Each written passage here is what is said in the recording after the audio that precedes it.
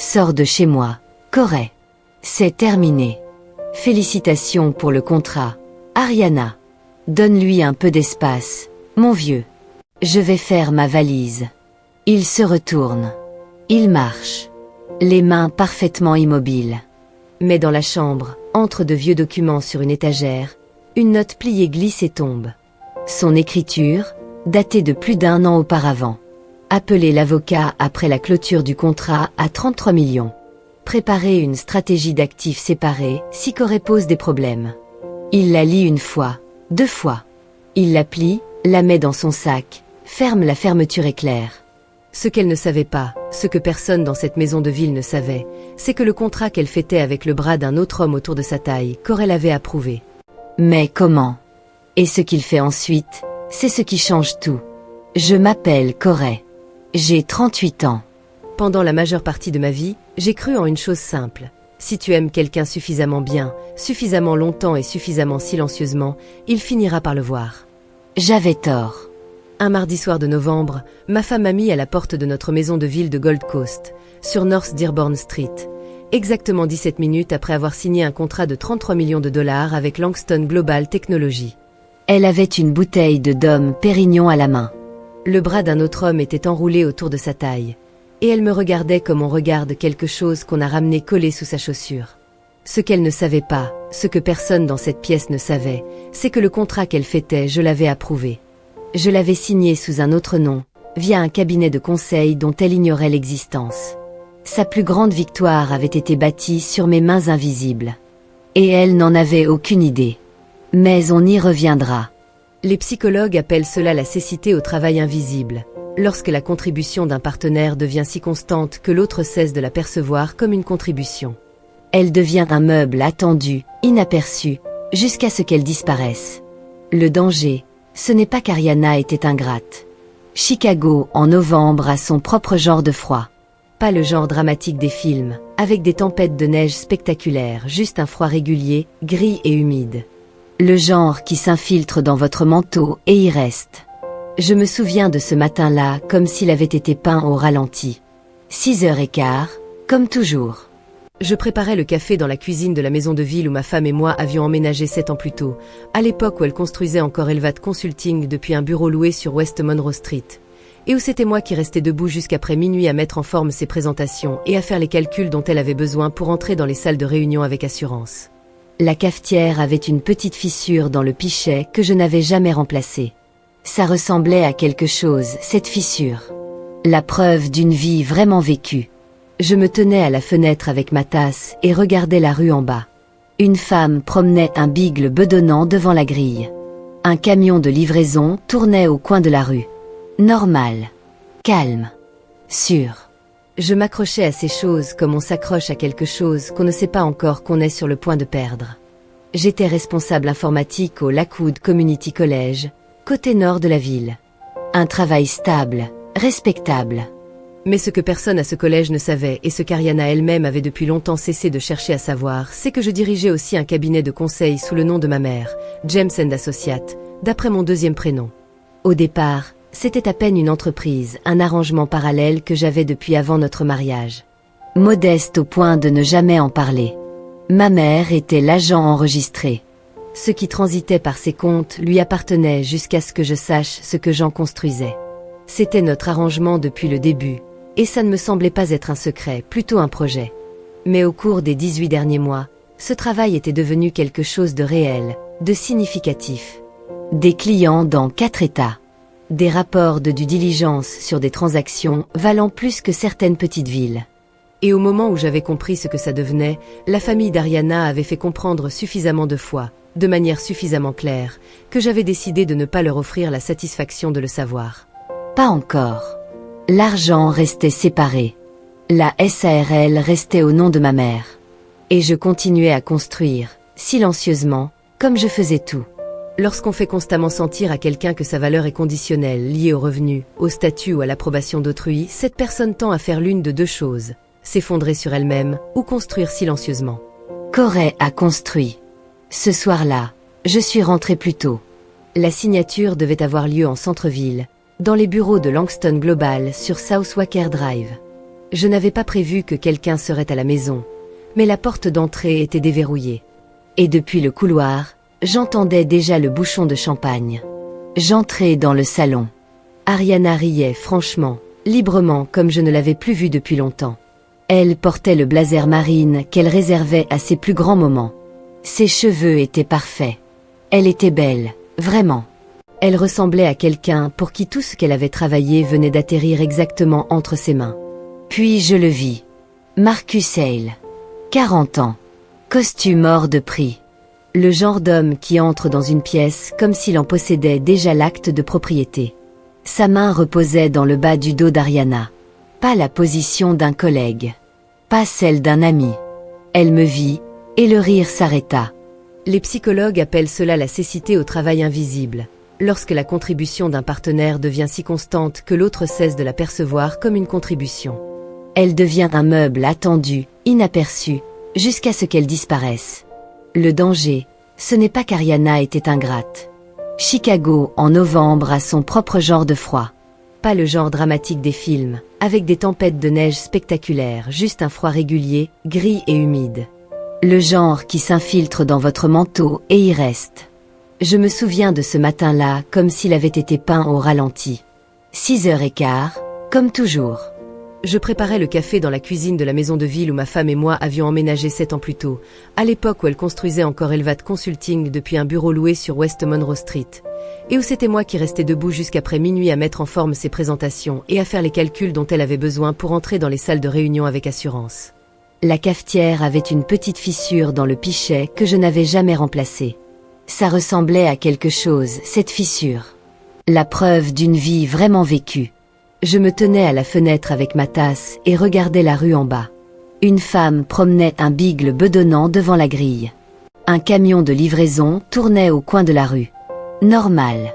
Calme. Sûr. Je m'accrochais à ces choses comme on s'accroche à quelque chose qu'on ne sait pas encore qu'on est sur le point de perdre. J'étais responsable informatique au Lakewood Community College, côté nord de la ville. Un travail stable, respectable. Mais ce que personne à ce collège ne savait, et ce qu'Ariana elle-même avait depuis longtemps cessé de chercher à savoir, c'est que je dirigeais aussi un cabinet de conseil sous le nom de ma mère, James & Associates, d'après mon deuxième prénom. Au départ, c'était à peine une entreprise, un arrangement parallèle que j'avais depuis avant notre mariage. Modeste au point de ne jamais en parler. Ma mère était l'agent enregistré. Ce qui transitait par ses comptes lui appartenait jusqu'à ce que je sache ce que j'en construisais. C'était notre arrangement depuis le début. Et ça ne me semblait pas être un secret, plutôt un projet.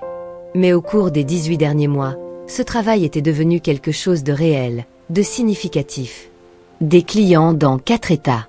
Des rapports de due diligence sur des transactions valant plus que certaines petites villes.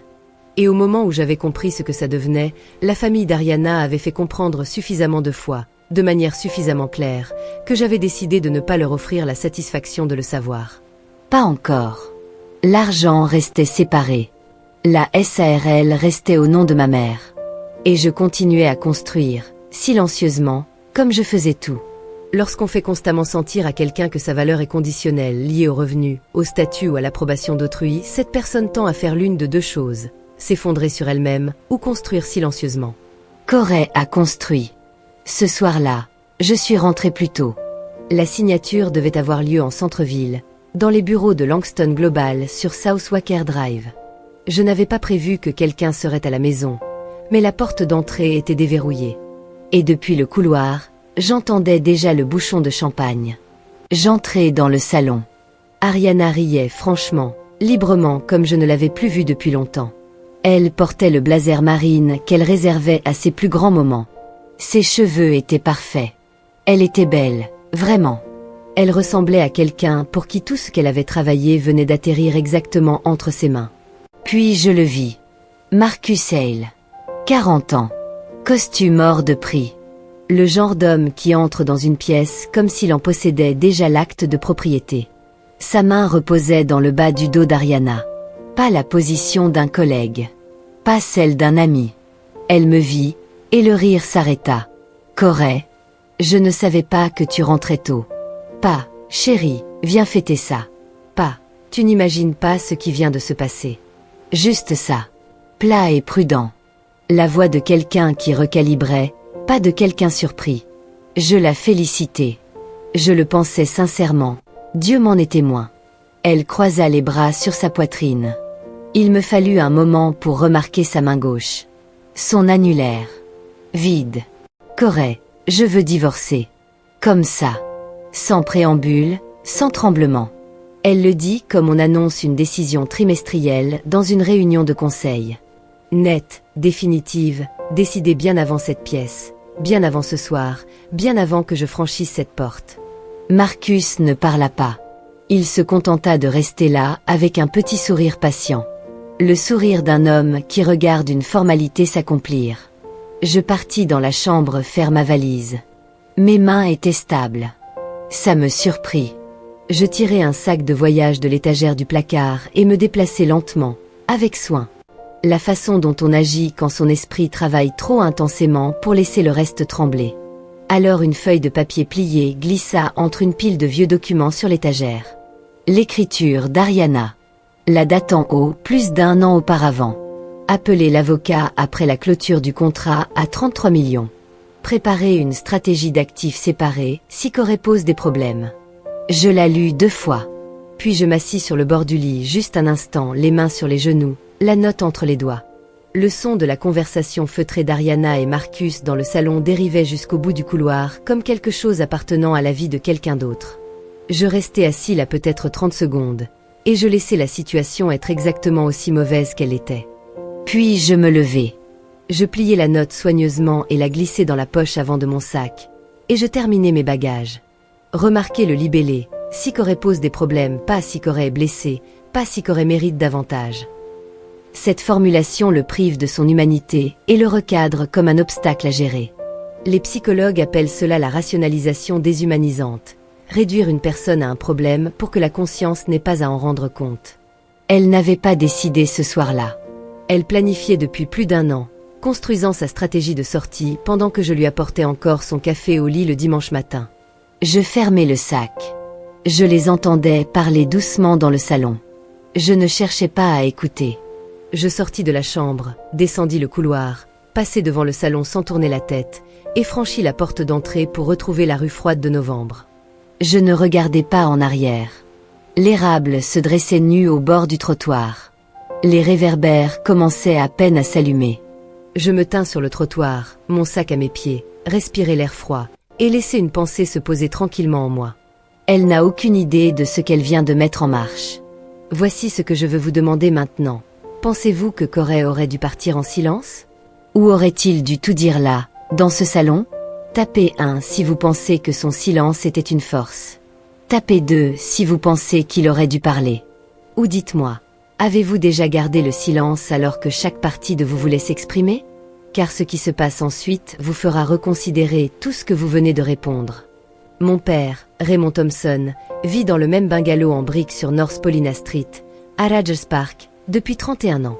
La balançoire du Porsche a besoin d'une nouvelle charnière depuis le début des années 90, et il n'a jamais été pressé. Il dit qu'une balançoire qui grince vous garde humble. Debout devant sa porte ce soir de novembre, avec un sac de voyage et aucun vrai plan, je compris enfin ce qu'il voulait dire. Il ouvrit avant que je puisse frapper. Il avait vu mes phares par la fenêtre. Il ne posa pas une seule question. Il s'écarta simplement, alla à la cuisine et nous prépara à tous les deux une tasse de thé avec beaucoup trop de sucre, comme il l'avait toujours fait. Et nous nous assîmes à sa vieille table de cuisine sous la lumière du plafond qui rendait tout un peu plus chaleureux qu'il ne l'était vraiment. Je lui racontai tout. Il écouta sans m'interrompre une seule fois. Quand j'eus terminé, il enroula ses 2 mains autour de sa tasse et me regarda comme un père le fait quand il choisit ses mots comme on choisit des outils pour un travail délicat. Ne laisse personne te faire sentir petit, fiston. On construit des foyers sur le respect, pas sur qui gagne le plus. Des mots simples. Mais dans cette cuisine, à cette heure, ils touchèrent quelque chose de profond. Note psychologique. Ce que Raymond offrit à son fils s'appelle la dignité réfléchie, refléter la valeur d'une personne à l'exact moment où elle ne peut plus la voir elle-même. Puis mon père reposa sa tasse et se racla la gorge. Il y a quelque chose que j'aurais dû te dire plus tôt. Il y a environ 5 semaines, le frère d'Ariana, de Shaun, m'a appelé. Il posait des questions si tu avais des investissements privés, des comptes en dehors de ton salaire du collège. Je ne lui ai pas répondu. Mais sa façon de demander « Corey », ce n'était pas anodin. Il cherchait quelque chose de précis.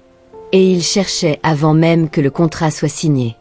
Je restais parfaitement immobile. 5 semaines auparavant, cela signifiait que la famille de ma femme m'avait silencieusement enquêté, cartographiant mes finances, cherchant des failles, pendant qu'elle portait encore son alliance en public. Pendant qu'elle m'envoyait des textos depuis ses voyages d'affaires pour me dire qu'elle me manquait. Pendant que je faisais encore sa valise pour ses vols matinaux. Note psychologique. Lorsqu'un partenaire commence à surveiller discrètement les finances de l'autre tout en maintenant les apparences d'un mariage normal, les psychologues appellent cela une forme de contrôle coercitif. Je ne dormis pas cette nuit-là. Je restais allongée dans la chambre d'amis de mon père, les mêmes murs bleu pâle que j'avais eu adolescent, la même odeur de cèdre du placard, et je fixais le plafond en laissant l'image d'ensemble s'installer sur moi. Ce n'était pas une femme qui était tombée hors de l'amour et avait pris une décision douloureuse. C'était un plan organisé, délibéré, minuté jusqu'à la clôture d'un contrat que j'avais sans le savoir contribué à approuver. Le lendemain matin au collège, les RH confirmèrent ma promotion au poste de directeur informatique.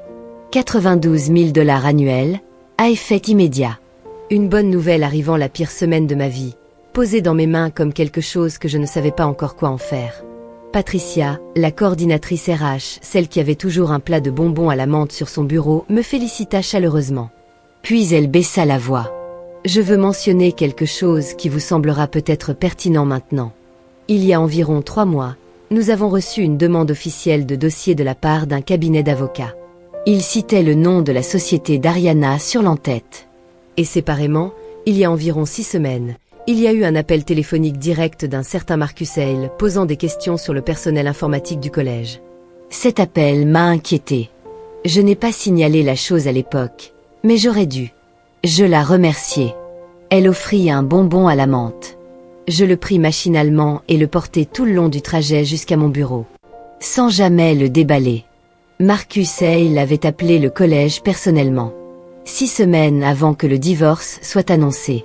Il n'avait pas seulement aidé Ariana à planifier son départ. Il avait travaillé à saboter préventivement le seul terrain sur lequel je pouvais me tenir. Cet appel visait à établir ce que je gagnais, ce que je valais professionnellement, et à quel point je pourrais faire du bruit avant qu'il puisse m'arrêter. Ce soir-là, à la table de cuisine de mon père, j'ouvris mon ordinateur portable et commençai à tirer des fils. De vieux emails, des relevés financiers des années où j'avais géré les comptes initiaux de la société d'Ariana, des documents de conseil de James & Associates. Avant de commencer, je pensais brièvement à un samedi, 8 mois plus tôt. Dana, l'assistante personnelle d'Ariana, une femme discrète, m'avait envoyé un message le week-end pour dire que son ordinateur portable professionnel avait planté et qu'elle avait un délai à respecter le lundi. Ariana était hors de la ville. Je suis allée chez Dana, sur le côté nord de la ville, et j'ai tout réparé en environ 1 heure. Elle voulut me payer. Je lui dis de ne pas s'en faire. C'était juste le genre de choses que je faisais. Je n'avais plus pensé à Dana depuis. Puis, à 23h47, mon téléphone vibra. Numéro inconnu. 4 mots. Elle te croit brisé. Ne lui facilite pas la tâche. Je le fixai longuement. Je ne reconnus pas le numéro, mais quelque chose dans la formulation me fit pause. C'était le genre de message qu'envoie quelqu'un qui observe de très près et a décidé qu'il est enfin temps de parler. Je le mis de côté. J'avais déjà assez à gérer. Je revins à l'ordinateur. Ce que je trouvai au cours des 3 heures suivantes fut pire que ce que j'avais craint et exactement aussi grave que je l'avais redouté. 18 mois plus tôt, Ariana m'avait accidentellement inclus dans une chaîne de mails transférés. Elle avait voulu l'envoyer à son avocat et avait cliqué sur « Répondre à tous ». Je l'avais archivé sans le lire attentivement. Ce soir-là, je l'ouvris et lus chaque mot. Il planifiait le divorce depuis 14 mois. La mère d'Ariana était impliquée depuis le début. DeShawn menait la surveillance financière.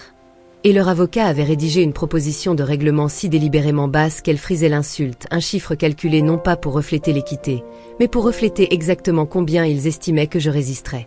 Une ligne du mémo de l'avocat disait « Compte tenu de son salaire et de l'absence de revenus extérieurs documentés, notre évaluation est qu'il acceptera plutôt que de plaider. » Je lus cette phrase 3 fois. Note psychologique. Il s'agit d'une perception wéaponisée. L'équipe juridique d'Ariana n'avait pas seulement fait des suppositions sur les finances de Corey. Elle en avait fait sur son caractère, pariant qu'il était le genre d'homme qui absorberait l'injustice silencieusement. Ils avaient presque raison. La différence résidait dans un cabinet de conseil enregistré sous un autre nom et 3 ans de construction silencieuse et invisible. Mon père entra dans la cuisine vers minuit. Il vit l'expression sur mon visage, ne dit rien, posa brièvement une main sur mon épaule et retourna au lit. C'était tout ce dont j'avais besoin. Je fermai l'ordinateur. Je m'assis dans le calme de cette vieille cuisine, le réfrigérateur bourdonnant, la balançoire du porche grinçant doucement dans le vent de novembre dehors, et je pris une décision. Pas la vengeance. Ce n'était jamais en moi. Mais j'en avais fini d'être invisible pour les gens qui avaient passé 14 mois à compter sur mon invisibilité pour se protéger. La vérité était déjà là dehors. Il me suffisait de m'assurer d'être debout quand elle arriverait. 3 jours après avoir quitté North Dearborn Street, je reçus un appel d'un numéro que je ne reconnus pas. La voix à l'autre bout était posée et sans hâte. La voix de quelqu'un qui avait pris des décisions très importantes pendant très longtemps et n'était plus anxieux à leur sujet. Monsieur Thompson, je m'appelle Victor Langston. Je crois que nous avons quelque chose d'important à nous dire. Victor Langston. PDG de Langston Global Technology, l'homme dont la société venait de signer le contrat de 33 millions de dollars avec la firme de ma femme. Nous convînmes de nous retrouver le lendemain matin. Il avait réservé une salle à manger privée au Langham Chicago, sur East Wabash Avenue, le genre d'endroit où les conversations ne portent pas jusqu'à la table voisine. J'arrivai 10 minutes en avance.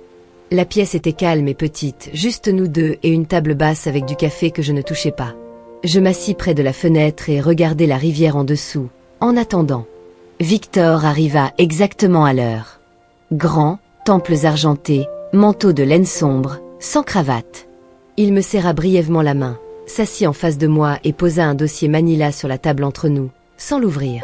« Je vais être direct avec vous, Monsieur Thompson, parce que je crois que vous l'avez mérité. » Il ouvrit le dossier et le poussa vers moi. Des photographies. Des messages horodatés. Des registres de halls d'hôtels de Chicago, d'Atlanta, d'une conférence à Dallas qu'Ariana m'avait décrite comme exclusivement orientée client.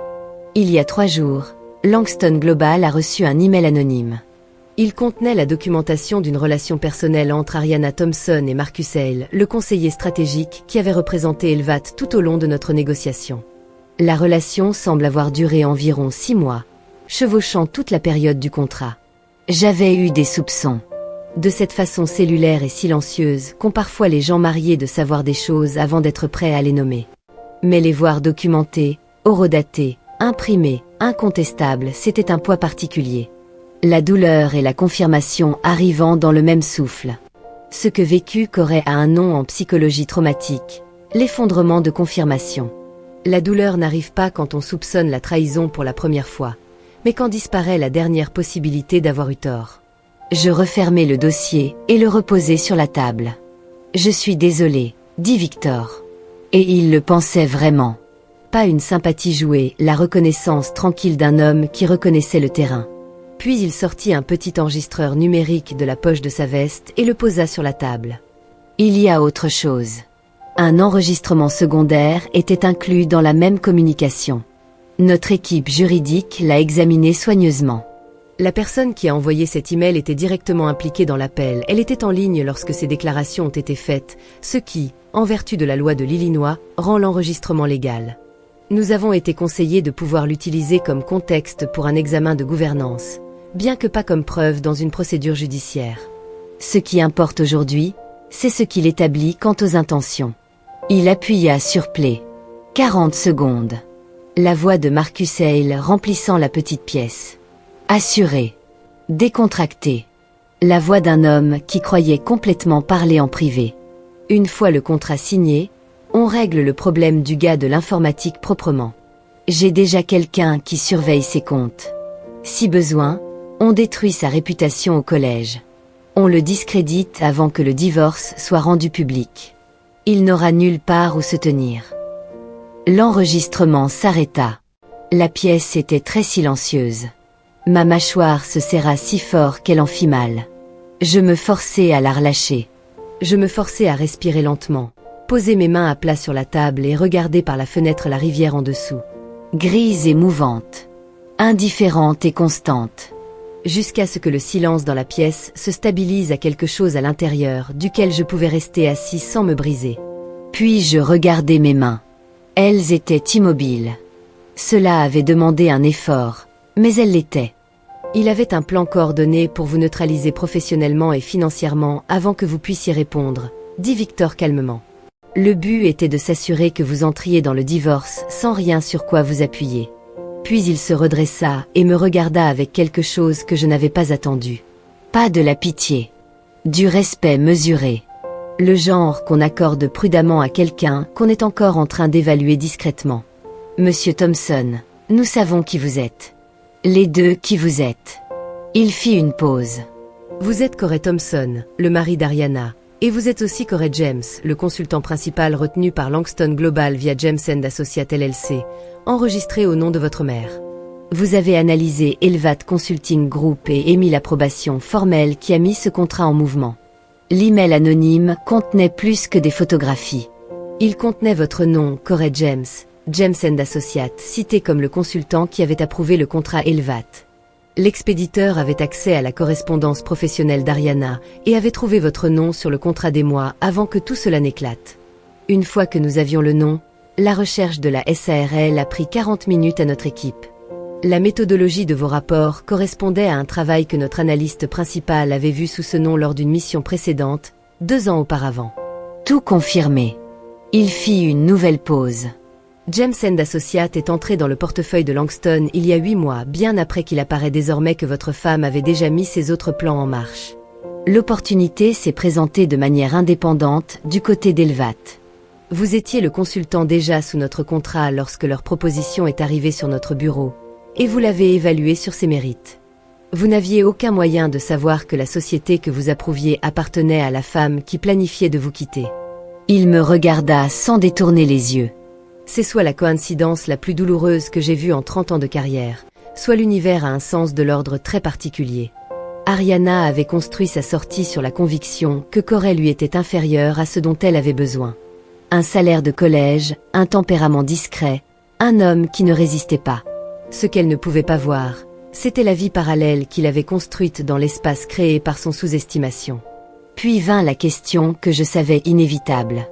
Je dois vous demander directement, Monsieur Thompson, voulez-vous que nous annulions ce contrat? Si une partie de ce que vous ressentez concerne une représaille, j'ai besoin que vous me le disiez maintenant. Je ne peux pas bâtir un engagement de 33 millions sur la douleur de quelqu'un d'autre. Il leva une main avant que je puisse répondre. Je dois aussi être transparent. Compte tenu du conflit d'intérêts, vous ne pouvez pas intervenir à titre de consultant lors de la réunion de demain. Notre équipe juridique a été claire là-dessus. La due diligence que vous avez réalisée se tient entièrement sur son propre bilan. Elle n'a pas besoin de votre plaidoyer. Ce que je vous demande, c'est autre chose. Il me regarda directement. Je vous veux dans cette salle en tant qu'auteur du travail qu'Ariana s'apprête à voir sur ce projecteur. Pas pour plaider une cause, pas pour consulter. Pour vous tenir aux côtés de ce que vous avez construit et le laisser parler. La déclaration de conflit est consignée. Il n'y a rien d'irrégulier à ce qu'un témoin soit présent lors de l'examen de son propre travail. Je regardai par la fenêtre la rivière en dessous. Une barge se déplaçait lentement vers le sud, chargée et sans hâte. Une partie de moi voulait voir tout s'effondrer.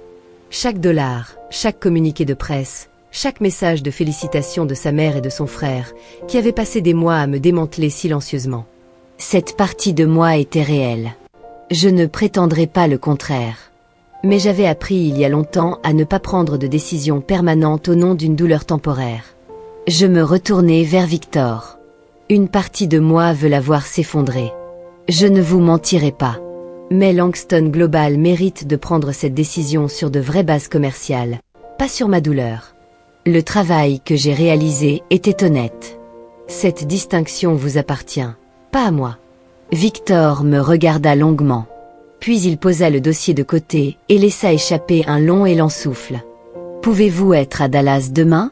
Je le regardais à travers cette petite salle privée dans la lumière grise de novembre venant de la rivière, dans une ville qui avait passé 3 jours à briser silencieusement mon cœur, et dit la seule chose qu'il me restait à dire. Oui. Je fis un sac pour Dallas. La montre de mon père, une bonne chemise, mon ordinateur portable. Le vol décollait d'OHRE à 6h15 le lendemain matin. Je regardais Chicago disparaître dans les nuages et me laissais ressentir pleinement et complètement tout ce que j'avais tenu à distance pendant 3 jours. Puis je le rangeai, soigneusement, comme une lettre qu'on garde, mais qu'on n'a plus besoin de relire. Le lendemain, Ariana allait entrer dans une salle de conseil et me trouvait déjà assis à la table. Et le nom sur les pages les plus importantes de la salle, les pages qui avaient rendu son contrat possible, serait le mien. Les bureaux de Langston Global occupaient le 23e étage d'une tour de verre sur McKinney Avenue dans l'Uptown de Dallas. Des fenêtres du sol au plafond, la ville étalée en dessous comme un plan d'ambition. Une table de conférence si longue qu'il faut se pencher en avant pour en voir l'autre extrémité. J'arrivai à 9h45. Chemise bouton gris charbon, bon pantalon, la montre de mon père au poignet gauche. Rien de plus. Je pris le siège qu'indiqua Victor, près du centre de la table, face à la porte, croisai les mains devant moi et attendis. À 10h précises, la porte de la salle de conférence s'ouvrit. Ariana entra, portant le tailleur Marine, celui sur mesure de Michigan Avenue, celui qu'elle réservait aux réunions qu'elle appelait celles qui comptent. Portfolio sous le bras, posture parfaite, démarche portant toute l'autorité d'une femme qui s'attendait à ce que chaque salle la reçoive selon ses propres conditions. Marcus Hale suivit à un demi-pas derrière elle. Elle tendait déjà la main vers Victor, le sourire assemblé et professionnel, quand ses yeux parcoururent la longueur de la table et atterrirent sur mon visage. Le sourire ne tomba pas. Il se figea complètement et instantanément, comme une photographie prise exactement au mauvais moment. 3 secondes complètes d'immobilité absolue. Sa main suspendue dans l'air, Victor à mi-geste, Marcus s'arrêtant derrière elle. La machine sténographique du greffier cliquetant doucement dans le coin, indifférente à tout. Puis sa main se baissa. Ce qui se produisit en ces 3 secondes s'appelle une rupture de schéma. Le moment où la réalité ne correspond plus au modèle mental qu'une personne opère. Elle était entrée en portant une histoire. Elle était la PDG. C'était son contrat. Corey était quelqu'un qu'on avait déjà géré et dépassé. En 3 secondes, chaque partie de cette histoire s'effondra à la fois. Victor se déplaça avec fluidité, comme si rien d'inhabituel ne s'était produit. Madame Thompson, Monsieur Hale, merci d'avoir fait le voyage. Asseyez-vous, je vous prie. Ils s'assirent. Ariana choisit un siège en diagonale en face de moi. Elle ne me regarda plus. Sa mâchoire était serrée, son expression soigneusement gérée et presque réussie, sauf pour le portfolio en cuir pressé à plat contre la table sous ses 2 paumes, tenant ferme quelque chose qui voulait fort trembler. Victor ouvrit la réunion sans cérémonie. Avant de passer aux affaires, je voudrais faire une présentation. Voici Corey James, consultant principal chez James & Associates LLC, retenu par Langston Global tout au long du processus d'évaluation et d'approbation de ce contrat. Il a été l'analyste principal du rapport de due diligence d'Elvat Consulting.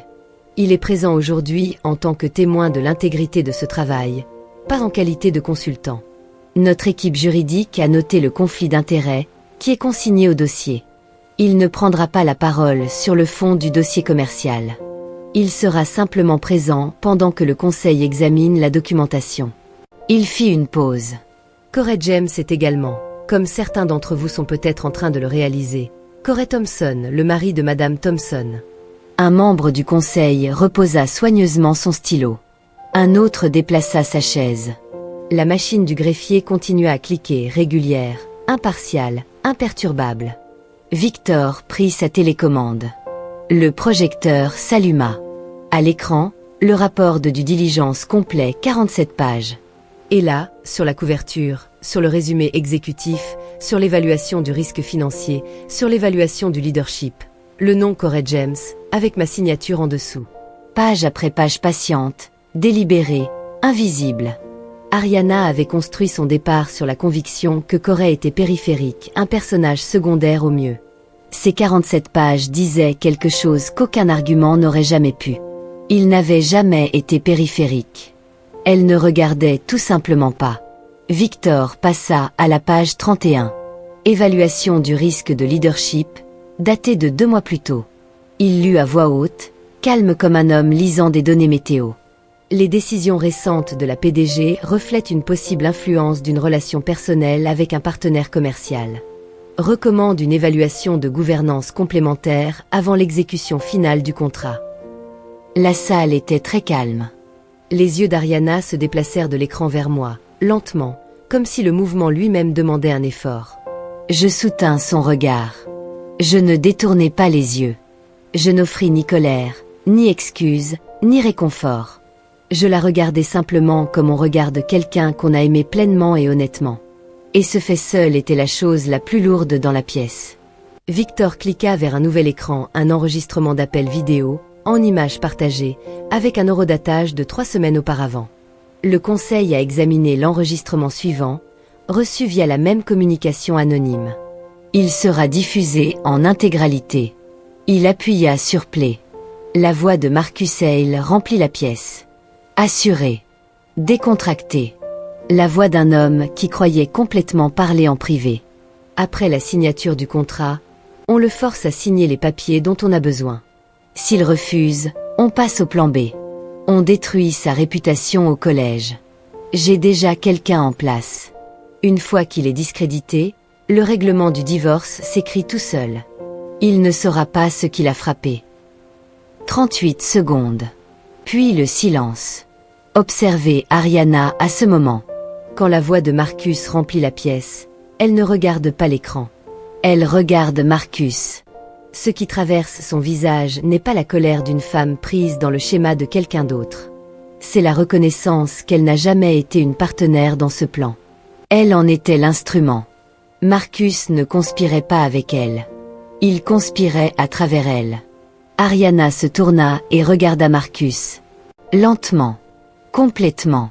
Avec une expression que je n'avais jamais vue sur son visage en 8 ans de mariage.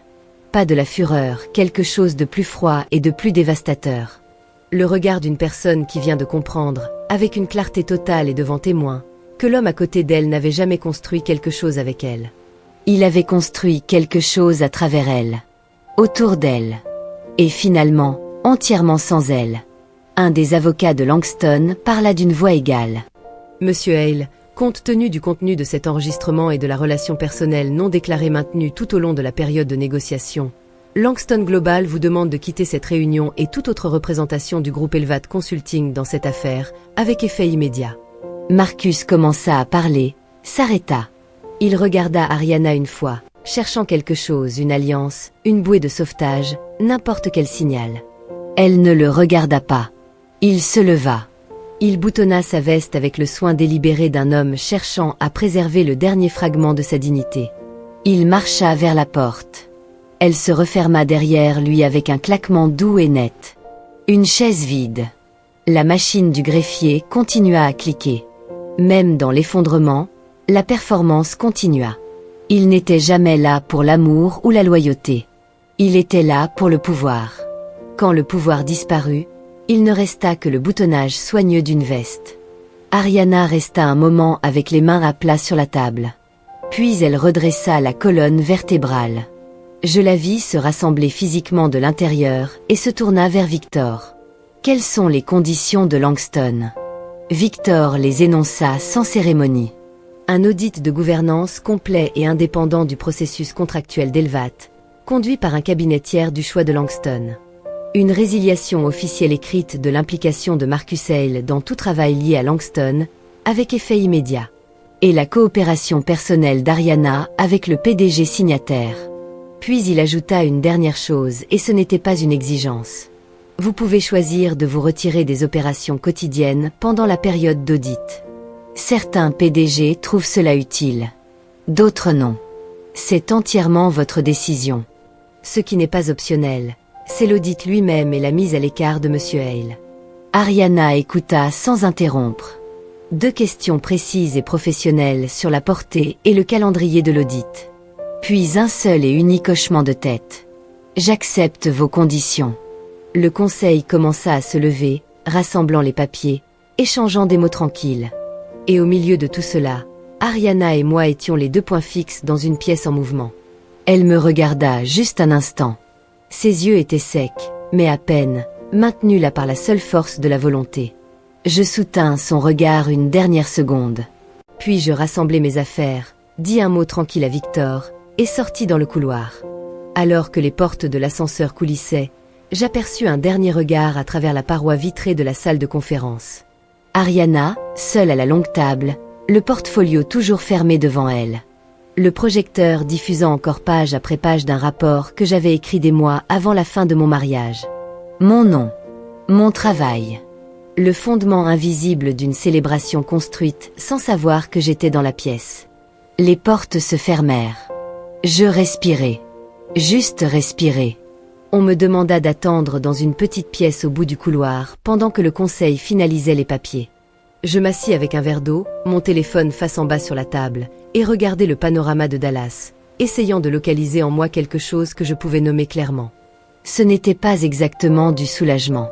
Ce n'était pas de la satisfaction. C'était plus proche du sentiment qu'on a quand on a porté quelque chose de très lourd pendant très longtemps, et que quelqu'un dit enfin « Tu peux poser ça ». On sent encore le poids sur les épaules. Les mains sont juste vides, enfin. Environ 20 minutes plus tard, un seul coup à la porte. Ariana entra, seule. Sans portfolio, sans aucune armure professionnelle. Juste elle, dans le tailleur marine avec le col légèrement défait, réduite à sa taille humaine réelle. Elle se tint dans l'embrasure un moment. Puis elle leva son téléphone, brièvement, juste assez pour que je le voie. J'ai appelé mon avocate depuis le couloir avant de venir te trouver. Elle posa le téléphone face en bas sur la table en s'asseyant. Je lui ai dit de retirer l'offre de règlement initiale. Je lui ai dit de préparer quelque chose d'équitable. Elle croisa les mains sur la table. Je veux que tu saches que ce n'est pas à cause de ce qui s'est passé dans cette salle de conseil. Ça fait 3 semaines que j'avance vers cette décision, depuis que j'ai découvert ce que Marcus avait essayé de céder dans mon dos. C'est à ce moment-là que j'ai compris ce autour de quoi j'avais vraiment construit ma vie. Pas la liberté, pas l'ambition. Un homme qui voyait tout dans mon monde comme un actif à extraire, y compris moi, y compris ma société, y compris toi. Elle me regarda directement. Je voulais que tu saches que c'était ma décision. Pas une conséquence, pas une pression juridique. La mienne. Note psychologique. Les thérapeutes appellent cela le lâcher-prise, le moment où une personne qui a maintenu une performance sous une pression extrême finit par la relâcher. Je restais avec cela un long moment. Dehors, Dallas scintillait dans le soleil de midi, indifférent et radieux. Il y avait une version de ce moment que j'aurais pu utiliser comme une arme. L'ironie qu'elle se soit protégée de Marcus en utilisant quelque chose que je lui avais donné, tout en menant en parallèle un plan conçu pour me laisser sans rien. Cette ironie avait des bords. Je les sentais. Mais je serai honnête, l'entendre le dire me coûta quelque chose. Pas de la colère, quelque chose de plus compliqué. La douleur particulière de reconnaître que le meilleur de ce qu'on a donné à quelqu'un continuait à travailler en lui, le protégeant, longtemps après qu'il avait cessé de vous protéger. Je laissai ce sentiment me traverser complètement. Puis je le posai. Je ne veux pas te détruire, Ariana. Je n'ai jamais voulu ça. J'ai juste besoin que tu comprennes ce que tu as jeté. Elle absorba cela sans dévier. Elle le laissa atterrir jusqu'au sol. Après une longue pause. 3 semaines avant la clôture du contrat, Marcus est venu me voir avec des papiers. Des documents de restructuration, disait-il. Procédure standard avant un grand contrat. Il avait besoin de ma signature sur quelques formulaires de transfert d'actifs. Je les ai parcourus. J'en ai signé un sans le lire suffisamment attentivement. Elle regarda ses mains. 2 jours plus tard, j'ai lu ce que j'avais réellement signé. Un transfert partiel des participations d'Elvat sur un compte personnel au nom de Marcus. J'ai fait annuler ça par mon avocate sous 48 heures. Il ne sait pas que je l'ai découvert. Une pause. Il y a quelque chose que tu m'as dit il y a des années. À l'époque où j'allais presque m'associer avec quelqu'un dont les comptes ne tenaient pas. Tu m'as dit, ne laisse jamais personne utiliser l'émotion pour prendre ce qui ne lui appartient pas. C'est cette phrase que j'ai entendue dans ma tête quand j'ai lu ces papiers. C'est la seule raison pour laquelle j'ai encore une société aujourd'hui. Tes mots sont ce qui m'a sauvé de l'homme que j'avais choisi à ta place. Elle hocha la tête une fois. Elle se leva. Elle lissa sa veste lentement, comme une personne qui se recompose quand elle doit continuer, et que c'est la seule façon qu'elle connaît. À la porte, elle s'arrêta. Elle ne se retourna pas. J'avais tort à ton sujet. J'avais tort sur ce que signifie le silence. Je l'ai pris pour de la faiblesse. Et j'ai fait cette erreur avec la seule personne qui ne m'en avait jamais donné la moindre raison. Puis elle sortit. Je restai seule dans cette pièce pendant longtemps. L'eau devint tiède. Le panorama continua à scintiller. Je pensais à la table de cuisine de mon père, à la carafe fissurée, à 7 ans de matins dominicaux et d'au revoir à l'aéroport et de nuits tardives passées à construire une vie que j'avais apparemment construite seule depuis plus longtemps que je ne l'avais réalisée. Mon téléphone sonna. Lena Washington, l'avocate que j'avais contactée après ma 2e nuit chez mon père. Précise, efficace, sans patience pour adoucir les choses. Corée, Ariana avait déjà appelé son conseil. Nouvelles instructions. Retirer l'offre initiale. L'Illinois a été efficace. J'ai déposé dès que son avocate m'a confirmé les chiffres du règlement. Et sans terme contesté, le tribunal a tranché dans le délai standard. 6 mois ont suffi, tout juste, pour que tout soit finalisé. Elle fit une pause. Elle a dit, et je la cite directement, « Donnez-lui ce qui est juste. Il le mérite. » Je fermai les yeux un instant. Juste. Après 14 mois de planification coordonnée, après les demandes de dossiers, la surveillance, le chiffre du règlement conçu pour me laisser avec rien, après tout cela, elle était enfin arrivée au mot juste. Note psychologique. L'équité n'est pas simplement une préférence, c'est un besoin humain fondamental. Je ne me sentais pas triomphant. Je ressentis quelque chose de plus calme et de plus complexe. La douleur particulière d'une vérité qui arrive juste à temps pour tout clarifier et juste trop tard pour sauver quoi que ce soit. Merci, Lena. Je raccrochai. Je mis ma veste. Je pris mon sac, marchai vers l'ascenseur et appuyai sur le bouton pour le hall. Descente. Et pour la première fois depuis un mardi soir de novembre sur North Dearborn Street, je n'avais pas l'impression de tomber. 6 mois plus tard, j'habitais à Dallas, sur l'Ouest Greenville Avenue, au 2e étage.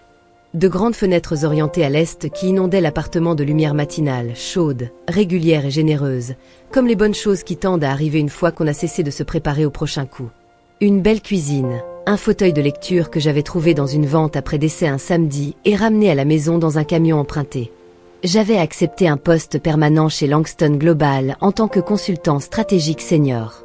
Mon vrai nom sur le contrat cette fois, les 2 noms, enfin le même homme. J'appelais ma mère la semaine où je signais la lettre d'offre et lui racontais tout. La SARL, James & Associates, ce qu'elle était tranquillement devenue au fil de 3 ans de matins précoces et d'un travail invisible et soigneux. Elle se tut un moment, la façon qu'elle avait quand quelque chose la touchait jusqu'au fond. Puis elle dit, « Bébé, j'ai toujours su que tu portais plus que tu ne le laissais voir. » Je ris, un vrai rire. Note psychologique. C'est ce que les psychologues positifs appellent la croissance post-traumatique. Pas rebondir à l'endroit où on était avant, mais arriver quelque part de genuinement nouveau avec plus de clarté, plus de connaissance de soi, et une compréhension plus honnête de ce dont on a besoin et de ce qu'on vaut réellement. Mon père vint à Dallas en mars pour une semaine. Il s'assit dans mon fauteuil de lecture et le déclara la plus belle pièce de mobilier qu'il eût vue depuis 20 ans, ce qui, de la part d'un homme qui a gardé la même balançoire grinçante pendant plus de 30 ans sans jamais envisager de la remplacer, j'acceptais comme le plus grand des honneurs. Nous mangeâmes du barbecue sur Elm Street. Nous marchâmes sur la Katy Trail un mardi matin frais sans grand-chose à dire, ce qui était en soi une forme de conversation. Le dernier soir, regardant le coucher de soleil depuis ma fenêtre, il dit tranquillement. Tu sais quelle est la différence entre survivre à quelque chose et en guérir? Survivre, ça veut dire qu'on arrive de l'autre côté. Guérir, ça veut dire qu'on arrête de regarder par-dessus son épaule pour voir si ça suit encore. Je réfléchis à cela longtemps après son départ. J'y travaillais encore, le fait de ne plus regarder en arrière, mais j'étais bien plus avancée qu'avant. Environ 1 mois après la visite de mon père, je revins à Chicago pour une réunion de travail sur Michigan Avenue. J'avais quelques heures libres l'après-midi et parcourus le Loop comme je le faisais autrefois, les mains dans les poches, sans destination particulière, juste à traverser la ville et à la laisser m'entourer. Je la vis devant un café sur West Washington Street. Ariana, seule à une table en terrasse malgré la fraîcheur d'avril. Un simple pull crème, sans portfolio en cuir. Un café noir ordinaire tenu à 2 mains. Elle avait l'air humaine. Genuinement. Sans garde, humaine, d'une façon que la femme avec qui j'avais vécu 8 ans s'était soigneusement et délibérément cuirassée contre. Elle me vit au même instant que je la vis. La ville se mouvait autour de nous. Taxis, cyclistes, un groupe de touristes photographiant l'hôtel de ville. Et au milieu de tout cela, nous restâmes immobiles un instant. 2 personnes portant le poids complet de ce qui avait été entre elles. Je m'approchai. Je demandai si je pouvais m'asseoir quelques minutes. Elle hocha la tête. Elle me dit que l'audit s'était conclu proprement, qu'elle reprendrait ses fonctions de PDG le mois suivant.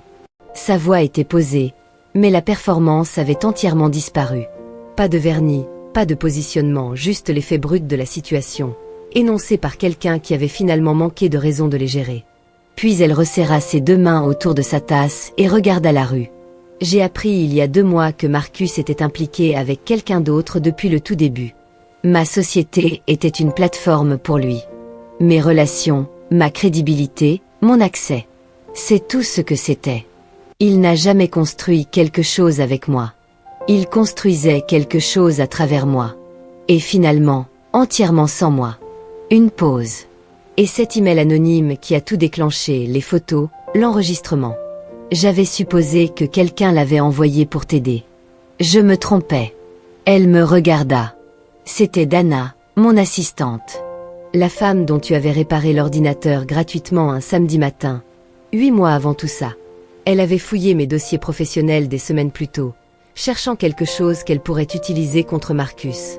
Ce qu'elle trouva à la place, c'était le contrat Langston et ton nom dessus. Elle l'avait mis de côté en attendant le bon moment. Elle envoya cet email pour détruire Marcus, pas pour t'aider. Nous n'étions que l'histoire dans laquelle il se trouvait quand elle était prête à agir. Elle me regarda avec l'éclat de quelqu'un qui retenait quelque chose qui voulait fort déborder. J'ai détruit mon propre mariage de mes propres mains. J'ai choisi l'ambition, et j'ai mal choisi. Et il s'avère que j'étais un pion dans le jeu de quelqu'un d'autre depuis le début. Dans toutes les directions que je regardais, j'ai choisi la mauvaise personne. Note psychologique. Ariana décrit l'effondrement simultané de 2 trahisons. Celle qu'elle a commise et celle qu'elle a subie. Les 2 sont vraies, et aucune n'annule l'autre. Je restais avec tout cela. La ville se mouvait autour de nous. Un pigeon marchait en petit cercle déterminé près de notre table. Le téléphone de quelqu'un sonna à proximité et passa à la messagerie. Le monde continuait simplement. Je ne la réconfortais pas. Ce serait été malhonnête. Et elle méritait mieux que cela, même maintenant. Mais je n'avais plus de cruauté en moi non plus. Je l'avais posée quelque part au 23e étage d'une tour de verre à Dallas, et je n'avais aucune envie d'aller la récupérer. J'espère que tu trouveras la paix, Ariana. Je le pense sincèrement. Elle hocha la tête une fois. Elle regarda à nouveau West Washington Street. Je me levai, posai brièvement la main sur le dossier de la chaise vide à côté de moi, pas sur son épaule, juste la chaise, et m'éloignai dans l'après-midi d'avril. Je ne regardai pas en arrière. Pas une seule fois. Ce soir-là, de retour à Dallas, j'ouvris mon téléphone et trouvai le numéro inconnu, celui de Dana, bien que je n'en ai jamais eu la confirmation, et n'en avais plus besoin maintenant. Je le supprimai. Je m'assis dans mon fauteuil de lecture, près de la fenêtre orientée à l'est. Le coucher de soleil de Dallas faisait quelque chose d'extraordinaire, un orange profond saignant dans du rose, et au bord extrême de l'horizon, le mince fil de violet, comme le dernier mot à la fin d'une très longue phrase. Je le regardais comme on regarde quelque chose de beau qu'on sait ne pas durer. Et je pensais à ce que mon père m'avait dit la dernière fois où nous avions parlé au téléphone, pendant que je cuisinais et qu'il regardait vaguement un match, que nous parlions de cette façon facile qu'on a quand il n'y a plus rien à prouver. La meilleure chose à propos de la vérité, fiston, c'est qu'elle n'a pas besoin que tu la défendes. Elle a juste besoin que tu te tiennes à côté d'elle. Je crois que c'est juste. Je crois que c'est exactement juste. Cette histoire nous rappelle quelque chose que la plupart d'entre nous savent déjà, mais qu'on dit rarement à voix haute, que celui qui fait le plus est souvent le dernier à qui on pense à dire merci. Peut-être connaissez-vous quelqu'un comme Corey. Peut-être avez-vous été quelqu'un comme Corey.